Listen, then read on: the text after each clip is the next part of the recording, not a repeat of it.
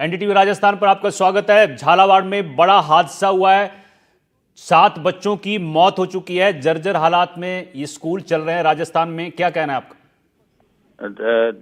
मैं कह रहा था कि पहले भी अभी थोड़े दिनों पहले बीकानेर के क्षेत्र में हमारी समाज की 3 बालिकाएं होद पे खेल रही थी। जो होद होता है ना, ये टांके जिनको बोलते हैं, जिनसे पानी निकालते हैं, तो होद के अंदर चली गई बालिकाएं। मैंने बड़ा आंदोलन किया, वहां पे संघर्ष किया 3 दिन तक, तब जाकर उनको राहत मिली। लेकिन जिन अधिकारियों को हटाया था बीकानेर से, उन्हें महीने भर की फॉर्मेलिटी करके फिर वापिस बात।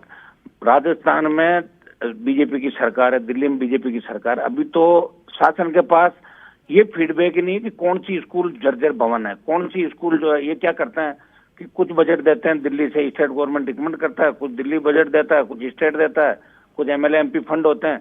लेकिन वहां के जो भी जनप्रतिनिधि है, उनकी ड्यूटी भी बनती है और सरकार की ड्यूटी बनती है कि पुराने जर्जर जो भी स्कूल के अंदर पीने के पानी के स्रोत है, कमरे हैं, ये तो सरकार की मोरल ड्यूटी है।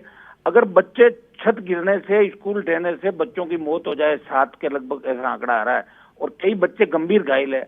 अब आप बताइए ये कौन सी सरकार है? भजनलाल जी तो वैसे ही, भजनलाल जी के खिलाफ जो वातावरण बना राजस्थान के, इनके आने के बाद दुर्भाग्य है राजस्थान का। मैं तो ये कहूंगा कि भजनलाल जी जब तक रहेंगे पता नहीं क्या क्या घटनाएं घटित होगी राजस्थान के अंदर। हम तो सुबह अखबार पढ़ते हैं, सोशल मीडिया यही जानना चाहते हैं कुछ घटित तो नहीं हुआ, कुछ घटना तो ऐसा हर आदमी सोचने लगे राजस्थान में। हम तो मांग करेंगे प्रधानमंत्री अमित शाह से कि आप जब धनखड़ को हटा सकते हैं तो भजनलाल को हटा के किसी दूसरे को सीएम बनाओ राजस्थान के अंदर। इनको तो कुछ भी नहीं पता, इनके 4-5 लोग हैं आसपास के, वही भजनलाल को चलाते हैं, वो बोलते हैं वही बोल देते हैं, और वो जो कहते हैं लिख के देते हैं, पढ़ लेते हैं। तो ये दुर्भाग्य राजस्थान का।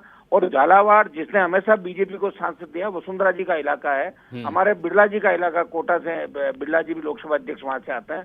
और मुख्यमंत्री जो इनके नजदीक है बिरला जी के, और मुख्यमंत्री जिसको दिल्ली का आशीर्वाद प्राप्त है, अगर इस तरह बच्चे वहां पे डेथ हुई, बच्चों की, गरीब बच्चे, मासूम बच्चे, उनकी क्या गलती थी बताओ मुझे।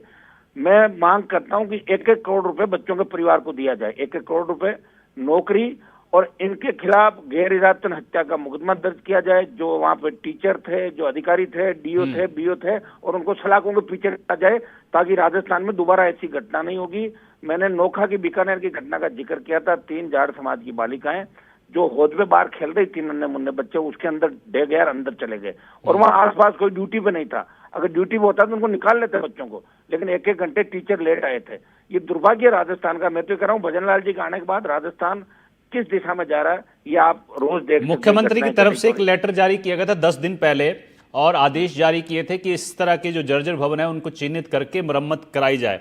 मेरा सवाल आपसे ये है कि क्या प्रशासनिक तंत्र जो है उस लेवल पे भी एक बड़ी सर्जरी की जरूरत है? ना, मुख्यमंत्री को कोई सीरियस लेता नहीं। हर कलेक्ट्रेट और आईजी मुख्यमंत्री की मजाक उड़ाते हैं। कभी तो कहते हैं वो खरबूजा खा रहे हैं, कभी कहते हैं टूटर कहते हैं, कभी मोदी जी को श्रद्धांजलि दे देते हैं, कभी कुछ करते हैं।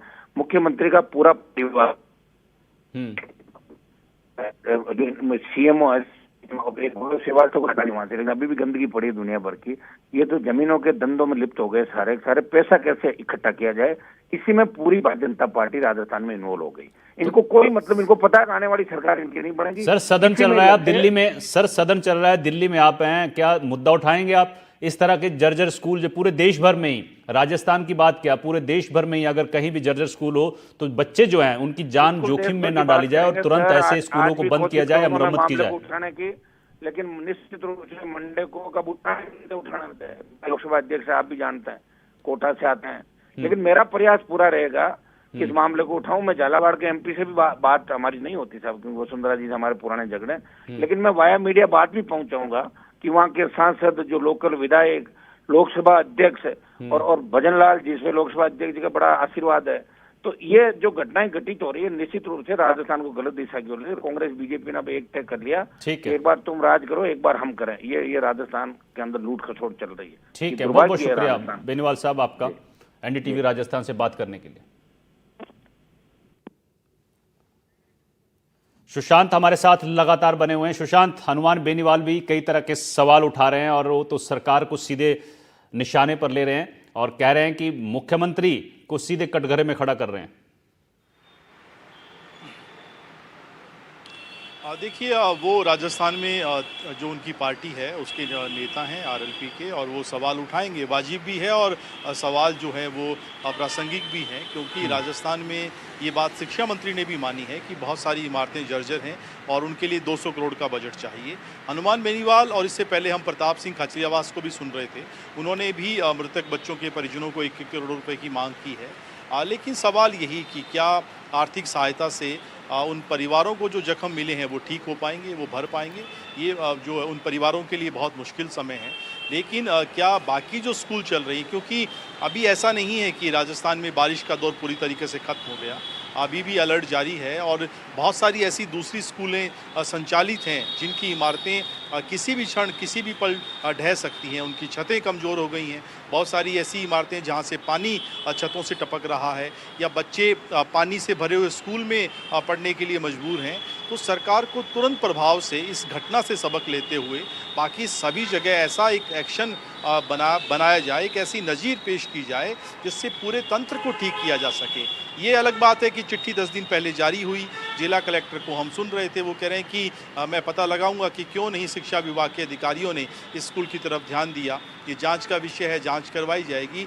ये सरकारी भाषा, सरकारी कार्यशैली, सरकारी जो तरीका है वो बहुत समय लेता है चीज़ों को करने में।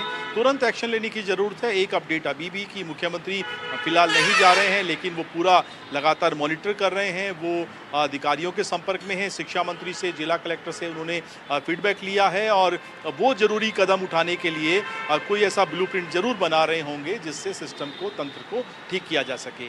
लेकिन फिलहाल तो यही कि जिस तरीके से मौत का आंकड़ा लगातार बढ़ रहा है, 4 के बाद अब 7 तक पहुंचा, 2 बच्चे आईसीयू में भर्ती हैं, इस बात की जानकारी मिल रही है, उनकी हालत गंभीर है और जो तस्वीरें वहां से आ रही हैं बहुत डराने वाली हैं, बहुत ही शॉकिंग हैं। और वहाँ के जो ग्रामीण वो इस बात को लेकर भी उनकी परेशानियाँ थोड़ी इस लिहाज से भी ज़्यादा हैं कि वो लगातार आशंका व्यक्त कर रहे थे कि इस इमारत को जो ढांचा इसका पुराना बना हुआ है ये गिर सकता है, क्योंकि ये 1999 की जो मैं बता रहा था कि पंचायत भवन में स्कूल संचालित है।